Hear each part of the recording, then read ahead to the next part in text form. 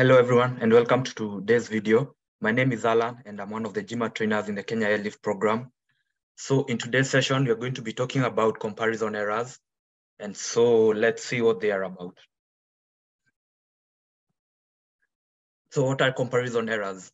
Comparison errors occur when an improper comparison is made between two or more things. So often the comparison creates some ambiguity in the meaning, as we're going to see in this example. So the student in my class are younger than other classes. So in this particular example, the students are being compared to classes because the comparison, there's some ambiguity exactly what the comparison here is being made between. So literally the students in my class are being compared to other classes, and there's an error in comparison since two dissimilar things, that's the students and classes, are being compared. So to correct this, you use a referent pronoun and auxiliary or an auxiliary verb to correct the comparison error. As in the correction here, the students in my class are younger than those. So in this case, the referent pronoun those here is added to refer back now to the students, and hence complete the complete the comparison.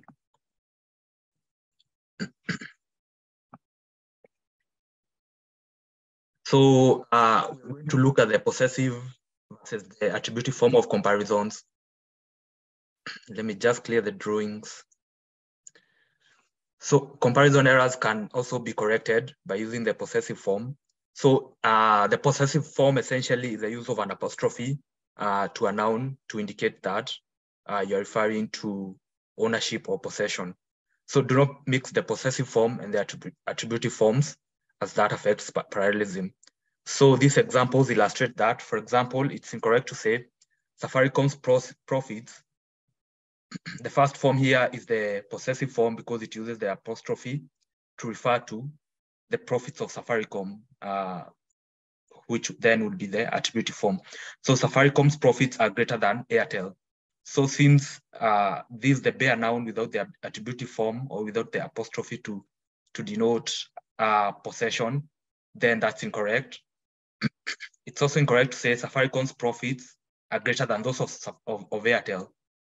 So in this case, the second example mixes the possessive form, which is the use of the apostrophe, and the attributive form, which is the use of a pronoun or an adjective to show possession.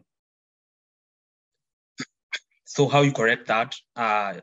You make either sentence, either in the possessive form or in the attributive form, as in the following example. So Safaricom's profits are greater than Airtel's. That's by adding apostrophe to Airtel and an S, then you make that noun, you turn that noun into its possessive form and correct the comparison error.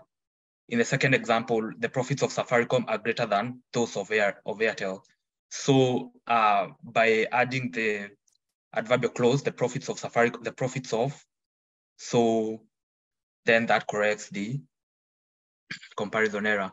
So the second version is correct, but it's less concise. So in an ideal situation, or even in strict grammatical terms, you really want to, what I mean by concision here is to use as less words as possible to convey the same meaning. And that is also covered in a concept in sentence correction that's called redundancy. I think it will be covered in one of these videos. You can also find it when you come to our classes where we teach all these concepts.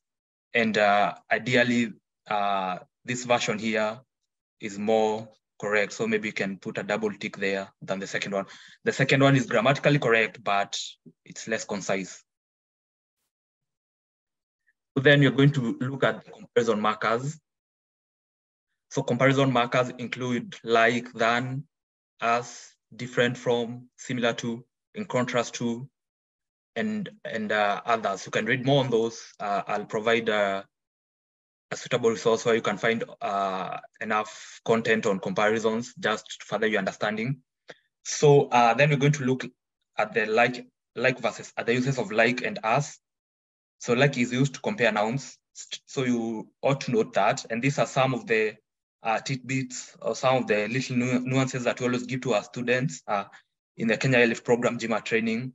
like the uses of like and as. You know, in normative speaking, we usually mix up these particular comparison markers or these particular words, but they have very specific uses that you may not know about unless you really get into a deep study of grammar, and that can be provided for you in our Kenya Airlift program GMAT classes. So as I said, like is used to compare nouns, and the first part of the comparison should not have a verb that might be construed to be the main verb. So for example, like her brother Eva aced the test. So once you used like, then the first clause, essentially what you have before the comma, on the left hand side of the comma, this should not have a verb. So it should be purely a noun clause, like her brother Eva aced the test. So the second example is wrong because it does introduce a verb in the noun clause, like her brother did Eva aced the test. So you can compare that with the uses of as, and because here you're told as is used to compare clauses, which each part of the comparison should have a verb. So in this example, you can see that illustrated. As her brother did, Eva aced the test. So as you can see, both clauses have a verb. In this case, it's which is an auxiliary verb, and the verb aced here, which is the main verb of our sentence. So it's incorrect to say, as her brother Eva aced the test. So the second example, in the second instance, which is here, you should use like, because then what you have on the left-hand side of the comma is a noun clause. So let's move on to the next step. So then we're going to see more study on comparison, or to further the study on comparison. So occasionally you may see an ing word that's functioning as a noun, and we call this gerunds. Again, all this information can be provided to you in our Kenya Airlift program GMAT training, and also if in any grammatical material out there, you can read more on gerunds and their uses. So in this particular example, like swimming, skiing is great. So in this case, swimming is used as a noun because it's referring to something. So how you can differentiate when a word is used as a noun as opposed to a verb, you can replace this, or you can substitute this with a common noun. For example, like pizza, you can say something like pizza, burgers are sweet, or something of the sort. So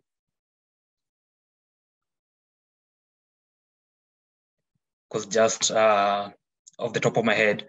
So of course, swimming here can directly be replaced with pizza. Yeah, so, and then burgers can also replace skiing here. And then you have your adjective there. I mean, the noun exercise here can be replaced by an adjective. So like swimming, skiing is great. So in this case, the comparison is between two words of the same level, two gerunds in this case. So like swimming, skiing is great. That's okay. So also ensure that parallelism structures are maintained in comparisons. For example, I'd rather go swimming than run. It is incorrect to say I'd rather go swimming than running. So in this case, you have a verbal structure or a verbal clause. So I'd rather go. So on the second part of the sentence, then you should also have that verb repeated, just to ensure that you have a parallel structure there, and to maintain the correct comparison. So the correct form would be, I'd rather go swimming than go running. So also be aware of idiomatic comparisons, especially in the comparative and superlative forms. So for example, a leopard is as fast as a cheetah. So that's okay, as fast as a, so that's an idiom that's used to make comparisons.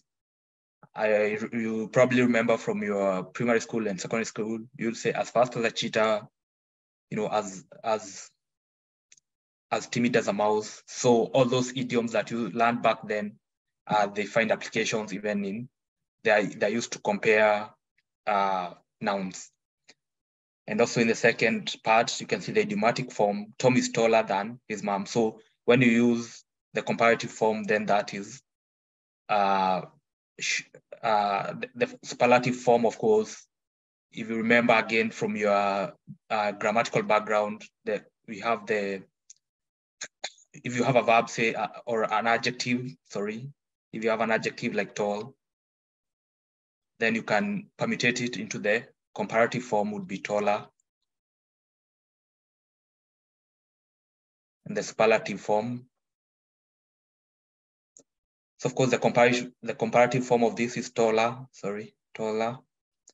And the superlative form, that's the tallest. So the superlative form is used when you're comparing more than two things. The comparative form is between two things. So Tom is taller than his mom. So of course, than here is used idiomatically with this comparative form, taller. So note the use of the comparison markers when you are using the comparative and superlative forms of adjectives. So if say Tom is the tallest boy in the class, in that case, then the comparison becomes insignificant. So next we're going to so more on comparisons. So we're going to look at some other examples of comparison words include although, whereas, despite, and unlike.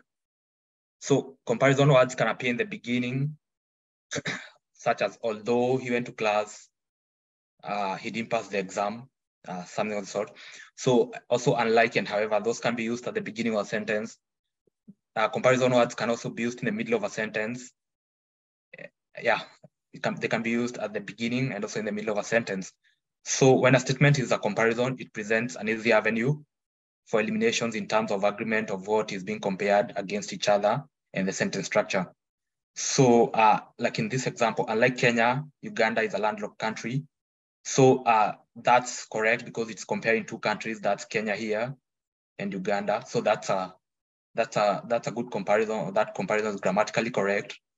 However, the second one is wrong. Unlike Kenya, the Ugandan economy is thriving. Again, we find here that Kenya is being compared with the Ugandan economy. So that's a wrong comparison. It's an unparalleled comparison, an asymmetric comparison, so to speak. You're watching Success with Bob Mwiti Show, presented to you by Appstech America. Appstech America is a consulting company that helps immigrants find amazing higher education and job opportunities in the tech industry in the United States. You can find our programs by going to www.appstechamerica.com. Appstech America, we wake you up to the unlimited potential within you.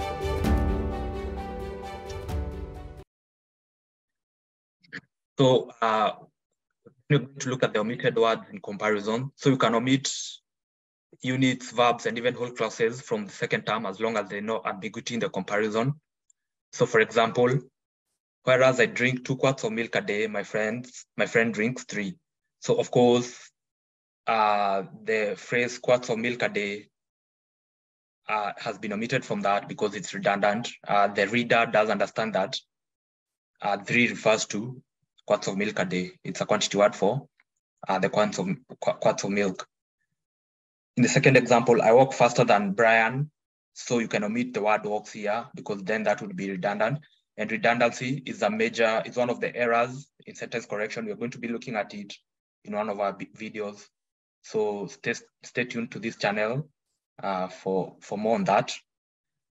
I walk as fast now as when I was younger. So you can also omit words in the middle of a sentence if they bring an element of redundancy or if they're not necessary, basically.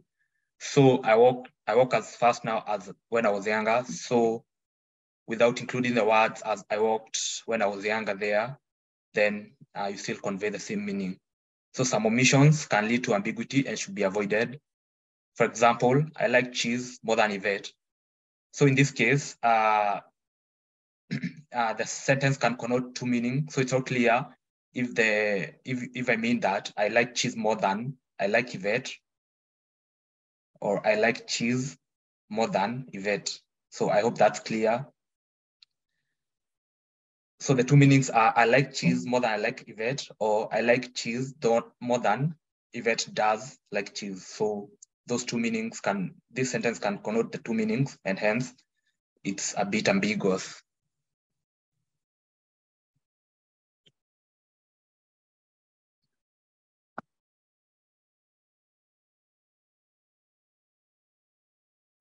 So moving on, let's look at this example. So exceeding even the figures predicted by the most optimistic financial analyst, the automotive company had earnings in the first quarter that more than doubled the previous quarter. So of course, there's not supposed to be a question mark here. That's a typo.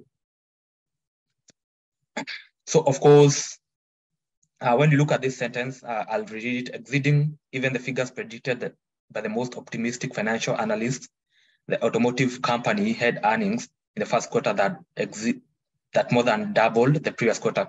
You can see from the get-go that there's an incorrect comparison because the earnings here is being compared to what?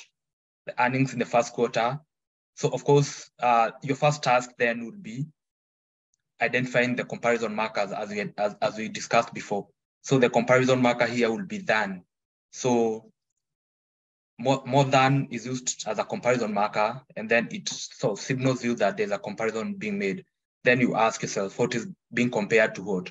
And in this case, earnings the earnings for the first quarter essentially should be compared, or ideally should be compared to the earnings of the previous quarter. Then you ask yourself, has that comparison been brought up clearly in the sentence? So earnings in the first quarter that more than doubled the previous quarter. As you can see, the comparison there is asymmetric because the earnings are being compared to the previous quarter. Ideally, we want the earnings of the first quarter to be compared to the earnings of the previous quarter. And then now the last and final task would be, how do you correct that asymmetrism in the comparison, or asymmetry in the comparison? And as we discussed before, you are supposed to add a referent pronoun or a verb that will correct that particular comparison. So now from there, you can go to your answer choices and look at the one that corrects that particular comparison in the right way. So if you look at A and plug it, of course, A is always a repeat of the sentence stem or the question stem as it is. So you really, if you've identified an error in the question stem, then you don't have to consider answer A because it's just a repetition of the question stem. So you can eliminate it. B says, so you can plug each of the answers in the question or in the sentence and see if it makes sense. Exceeding in the, plugging in B would read, exceeding even the figures predicted by the most optimistic financial analyst, the automobile company earned more than double in the first quarter than what they were in the previous quarter. So of course here, B introduces the verb were here, which is ambiguous. You don't know what, B introduces the pronoun they here, which is an ambiguous pronoun. We don't know what they is referring to. It could be referring to the earnings in the first quarter.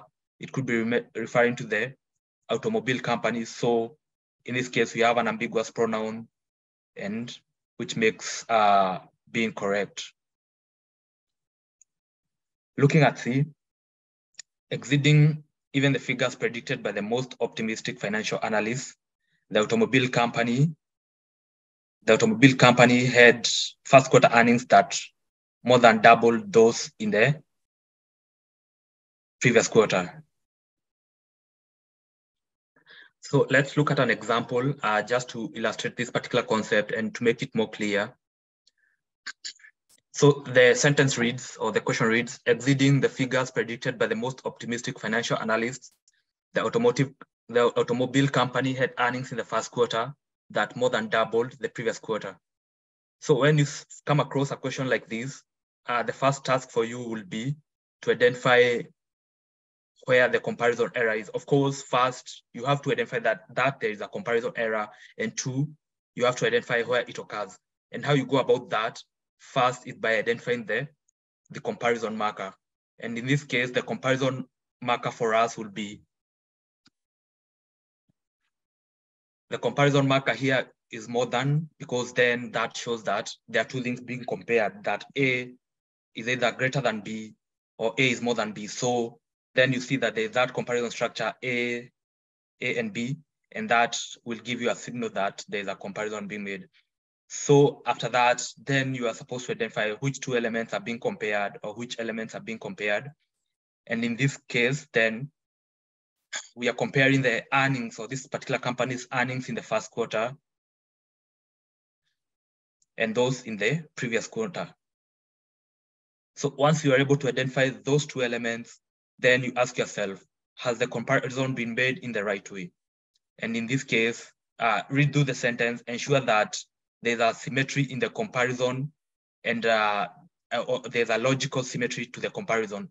So if you redo the sentence again, exceeding even the figures predicted by the most optimistic financial analyst, the automobile company had earnings in the first quarter that more than doubled the second quarter.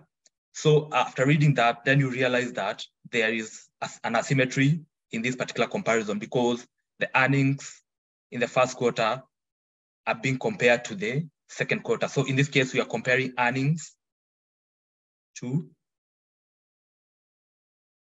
a quarter, right? So, and that's not a logical comparison because earnings and quarter, those are two different things. So once you have identified now the comparison error, then you ask yourself, how do I go about correcting that particular comparison error? And as we discussed previously, you go about that either by adding a referent pronoun or a verb to correct that particular comparison error. Then you look at your answer choices and see which corrects that particular error in the best way possible. So A says, as we have discussed in previous videos, A is always a repetition of the question as it is. And if you identify an error in the question, then also answer choice A is incorrect. So you don't really have to go through it. So you can go straight to B and see, just plug it into the sentence and see if it corrects the error sufficiently. So the question we read, again, exceeding even the figures predicted by the most optimistic financial analyst, the automobile company earned more than double in the first quarter than what they were in the previous quarter. So B is correct. I mean, is incorrect from the get-go because it introduces the ambiguous pronoun they here. So that's an ambiguous pronoun. And hence you can kick it out. So looking at C, exceeding even the figures predicted by the most optimistic financial analysts, the automobile company had its first quarter earnings that more than doubled those in the previous quarter. So again, in C, you can see that there is an asymmetry because here it's talking about first quarter earnings, right?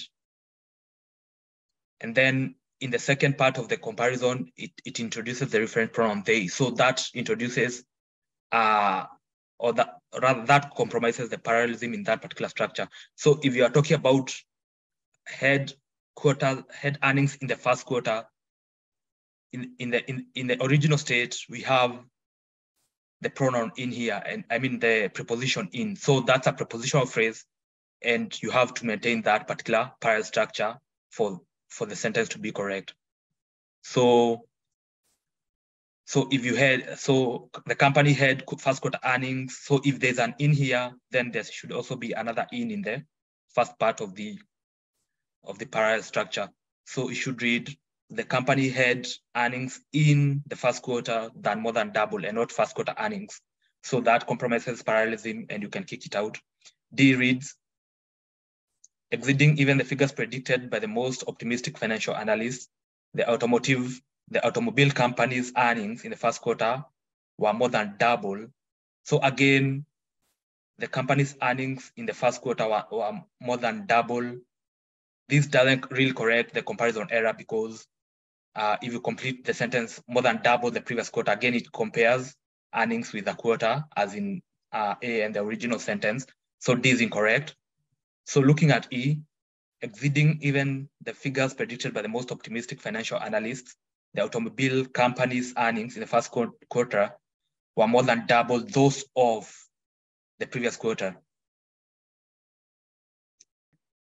So it does correct the parallelism in this case, and in our case, it's the correct answer.